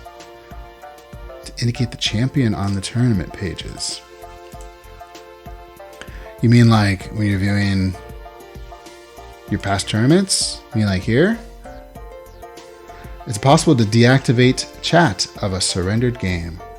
Especially the 100 plus player games are kind of frustrating. Thanks for this amazing game. I love to play casual with friends. If you're talking about making it not appear on your My Games page, that actually is something we just added in the update that was just a couple days ago. You can go into any game, go to the settings page for it, and click mute the chat notifications. But if you're talking about completely deactivating the chat so nobody can ever chat, that's not currently possible, no. And I don't think that would be a good feature, because I think chat is an important part of the game for people who want to do it. For people who don't want to do it, they shouldn't be forced to. But for people who do want to chat in a game, I do think it is a useful feature. I don't think I'd want to have a game with completely deactivated chat. Okay, so we talked about delays. The solution exists. Counter such style by playing aggressively, use more defense, might force them just as well. Any ideas if custom structures is in the pipeline? For mods, I know you're asking about mods. That is something I do plan on doing at some point. The next time we have a mod-focused update, this would definitely be high on my list. But we have some other things that are more important than mods right now. We just had a mod, or let me say that another way.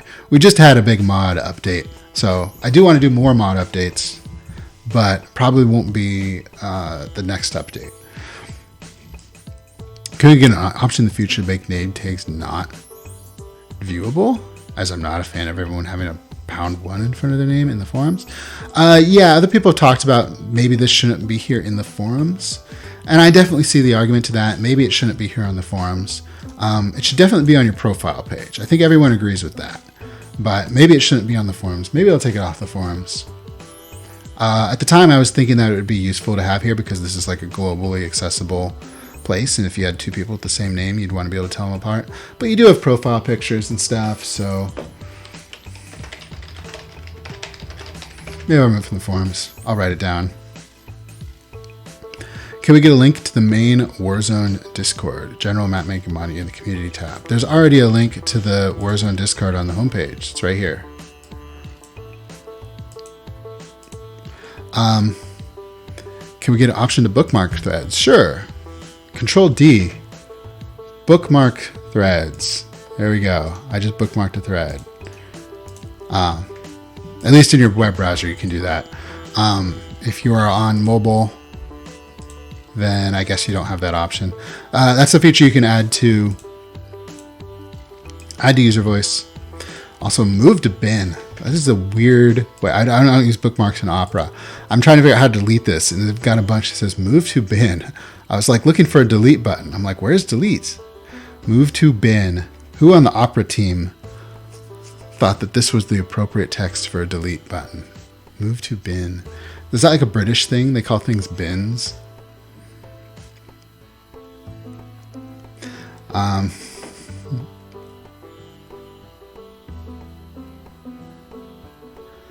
Can I pick my tag if nobody has the same name as I do? Nope, you'll just get number 1.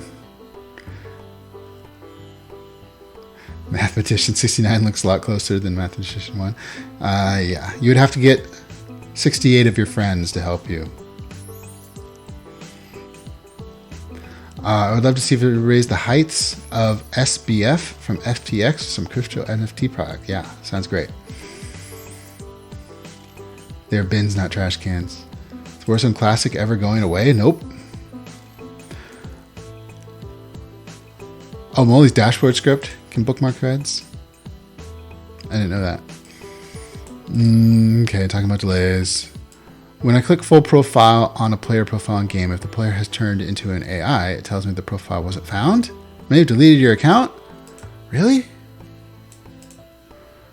When I click full profile on the player in a game, if the player has turned into AI. Okay, I will look into that. Let me write that down.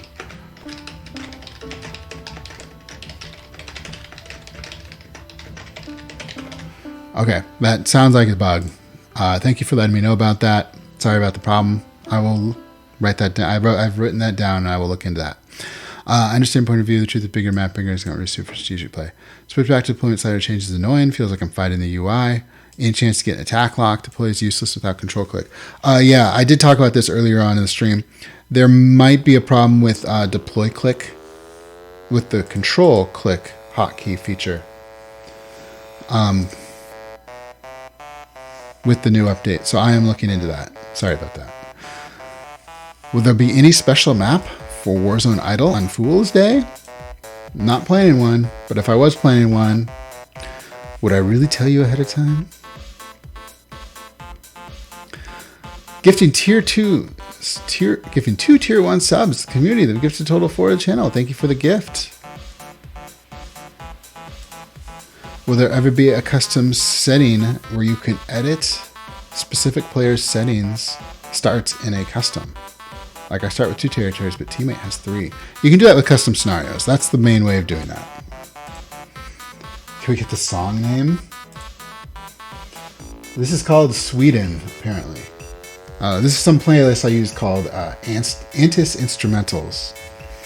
Is it possible to search for maps by typing in the name of the maps instead of just applying filter and sort and click over a few pages? Yeah, I agree that would be useful. If you're on the web browser, you can use Control F and type in your search terms. But on the web, there is actually in the app too. When you're creating a game, you have a search box right here. You can like type in Europe and get all the Europe maps. That feature does not exist on the website. If you're on the website, you just got to use your browser's search feature. But if you're in the app, and you can do it on the website too, just by going to multiplayer create game as I just did.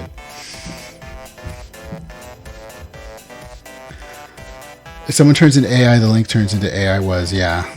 That's what I suspected the problem was when I read that. I'm like, oh no, sounds like a bug. I will get that fixed. When will we get Warzone merch? I mean, there are sites where you can make pretty much any merch with any logo you want. I'm not planning on making any merchandise. I've never done that before. I have no experience with that. Will there ever be a premium green? Acid green would be amazing to have. I don't have any plans to add any new colors right now, but it is, ever is a long time, so I can't really answer that question. Can we get a notes to self tab in the chat for classic games? Sometimes it gets annoying going back and refreshing myself what's happening in games. Yeah, that's a feature I get from time to time, a feature request I get from time to time. I would say vote for it on user voice. If it gets enough votes, it would be something I would consider adding. Didn't mention my previous post, but thanks again for the update. You're welcome. This update gives us mod creators better tools for making mods and fixes some issues that are currently going around. But I do want to point out that some mods cannot be modified, unfortunately. Last time I had a little chat with Dabo. He said he didn't have membership anymore. It's not active on Warzone. His mods are pretty stable and do want to credit him for all his work. It's something that allows us to approve our mods of other creators.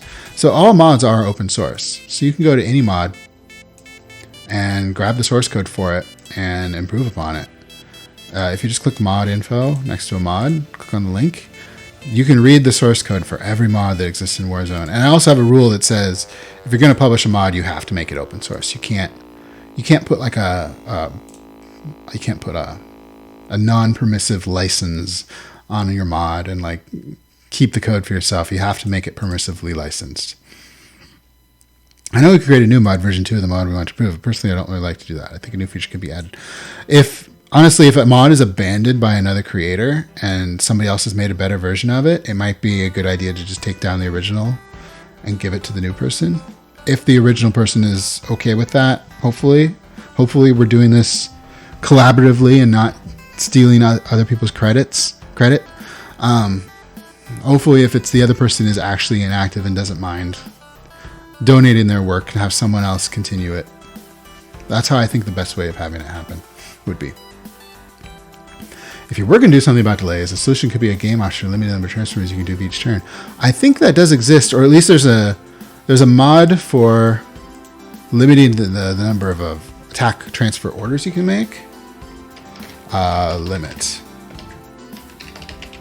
Limited attacks, limited multi-attacks. Yeah, these could do what you're looking for.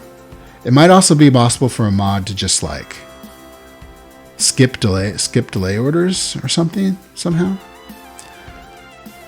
Who has the prettiest blazer? You do, Farah. Absolutely. Thanks for the donation, Samick. Let's see. How fancy would you describe yourself? 11 out of 10. What is on the roadmap for the next updates? Okay, I did hint that I was going to talk about this during this stream. And I did hint at it earlier. So, not the next update, but at some point I am going to be working on a ladder refresh. I don't know exactly what it looks like yet, so I can't announce any details.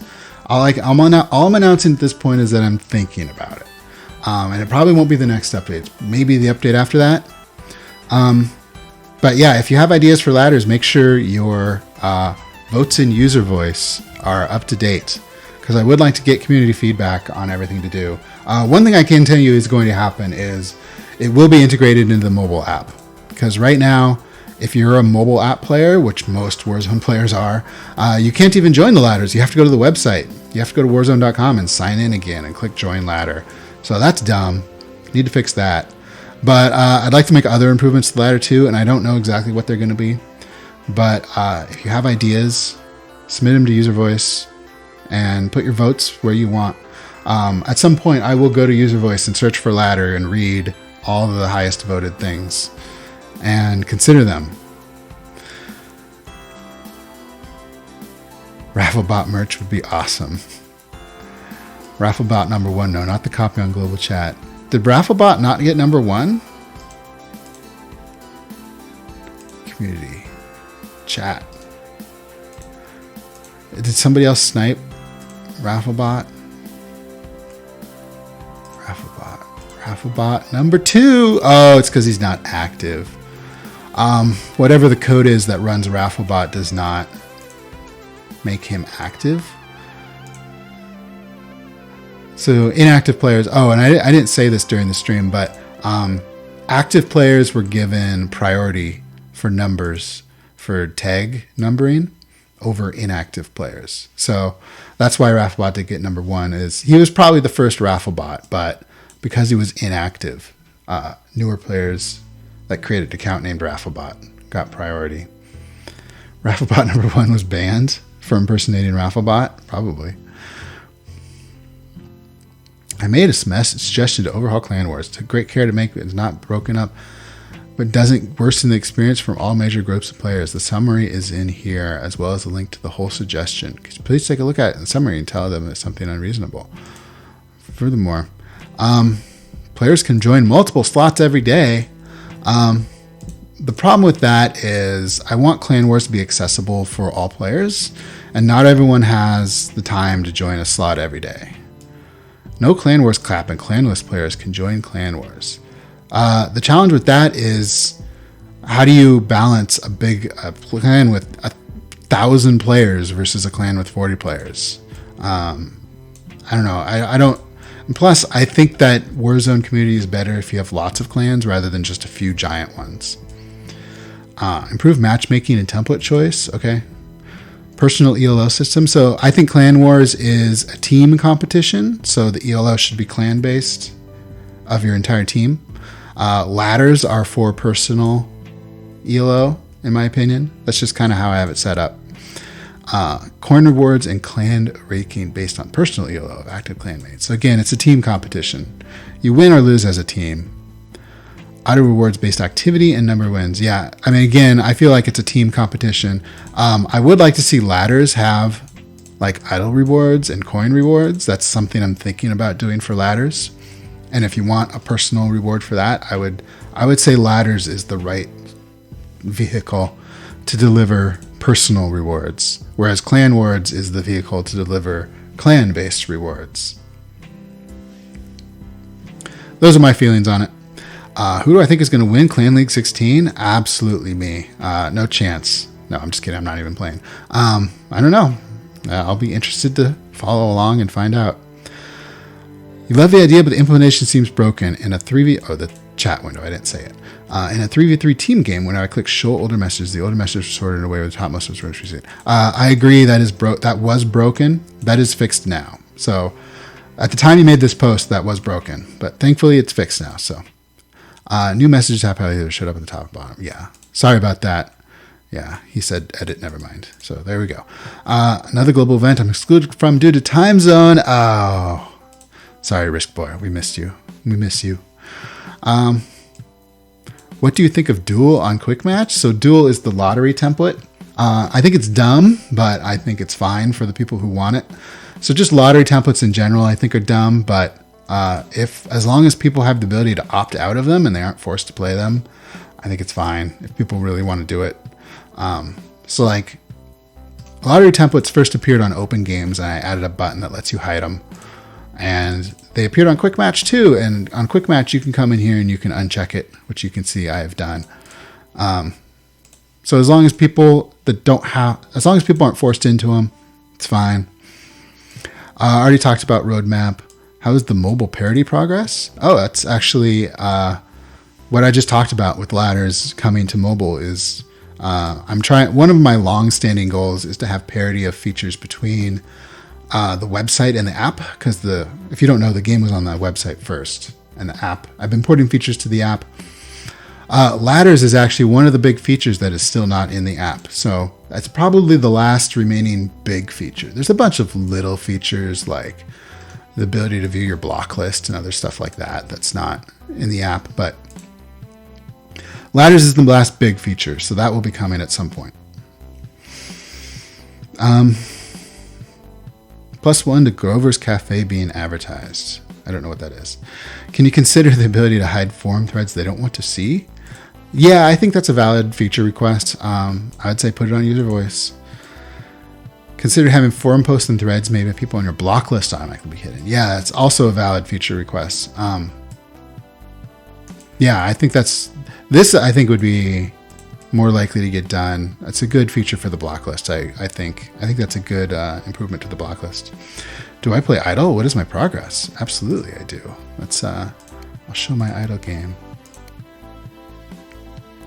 So, this is the new pop-up I was talking about earlier in the stream. I only briefly mentioned it, but when you have Warzone idle and you're switching between different devices or browsers, you're going to get this little message that says, when playing it from different devices or browsers, please ensure you close idle in other places before opening it here. Having it open in multiple places can cause you to lose progress, and it won't actually start processing until you click the green proceed button. But yeah, this is my idle setup. I have super ascended once. So that's where I'm at. And then there's my artifacts. There you go. You can pause if you want to look at it in more detail. All right, last page. We're going to go over these quickly, and then I've got to get going. Let's see. Will you ever add or replace some clan war templates? Yes, that is something I want to do. I haven't quite figured out what the right way of doing this is. Or how to do it correctly. But yeah, I do think clan war templates should not be a static list that stays the same forever. But I don't know exactly how to update it. I do want to involve the community in that decision, as we did before. 2 of the templates were voted in. But I don't know when that will happen, but at some point, probably yes. How is the mod efficiency data gathering going along? The data is being gathered, but so far it's not exposed anywhere. That is something I'm looking at adding in a future update. I want to completely redesign the mod creator dashboard. It's really bad right now. And the mod efficiency or performance data will be included in that. At least that's my current plan. I'd like to see it overhaul the mod ranking we currently have. Yeah, that also I think I agree needs to be overhauled. Ever want to do a collab with some players from the community, like changing a feature or adding one? I would sign up. Sure, I don't know exactly what that would look like, but sure. Time to update the leaderboard. Sweet. Finally getting that public recognition that I deserve. How many players accidentally buy artifacts? I have had a few people report to me that they've accidentally bought an artifact, and I usually will undo it for them the first time that they do it. Any chance to make it harder to accidentally buy them? I could. It does have a confirmation. Like, it does pop up a dialogue and ask you. So I don't know if it. I don't know how big of a problem that is, but. Could you add it? Are you sure you want to buy pop? I mean, it does pop up a message. I think it pops up a message. It doesn't immediately buy when you click the button. You have to click the button and then click another button already. Thanks again for the refund. What happened to me? You're welcome. Any chance we have a setting disabled the auto enable of new quick match templates? Possibly. Yeah, I have thought about that. I agree. I know that some people do want that. So again, this would be a good thing to put on user voice. I'd like to know how many people want this. That's the kind of thing that if it got a ton of votes on user voice, I would probably do it. But without, right now, just having a few people ask for it from time to time is not really indicative to me that there's a lot of demand for it. I understand it's good for new players to find different templates, but I'd like to think I'm experienced enough to decide which templates I want by now. Yeah, that's That is my interpretation of this feature as well. Like, new players need it, because if it didn't turn on by default, then most new players would only ever see the first template, because most people don't go into the settings and check boxes and stuff. So it's needed to be on by default, but I can understand why some advanced players might not want it.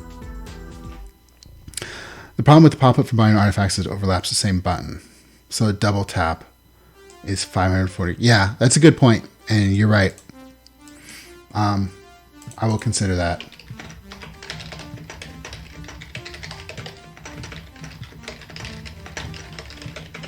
Okay. So all right, that's all the threads. Let me refresh once just in case anyone's supposed to. Oh, we got one more, and then we're gonna wrap up this stream. What do you think about diplomacy games? Period. There seems to be less of these games than before. Do you think these games are going away?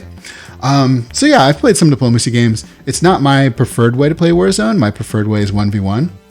But I think diplomacy games are cool for people that like them. I do not know if there are less of these games than before. I do not think they're going away. I know there's a lot of diplomacy players still, very active. So I do not think they're going away. I don't know if there's less or more than before. And I also don't even know what before means. Is that like yesterday, or is that like 5 years ago? But I can guarantee you they're not going away. And I think with mods, they're actually probably going to get more popular, because we're adding a lot more features for diplomacy games. And the experience is getting better, in my opinion.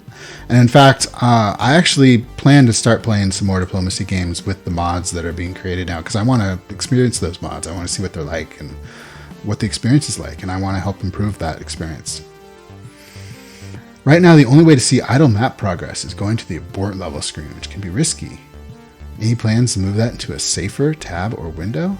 Yeah, I know what you're talking about. You want to see the percentage.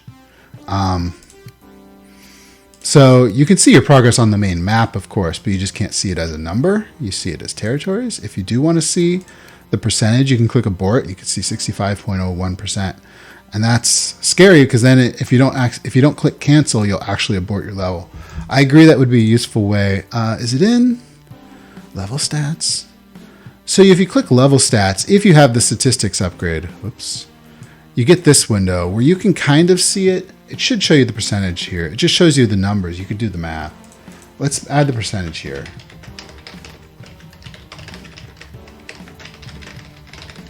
I'll add it here. I think this is a good place for it.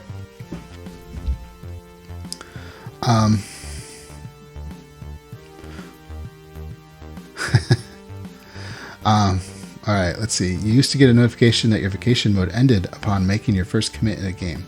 The notification appears to be gone. Really? I was not aware that it is gone.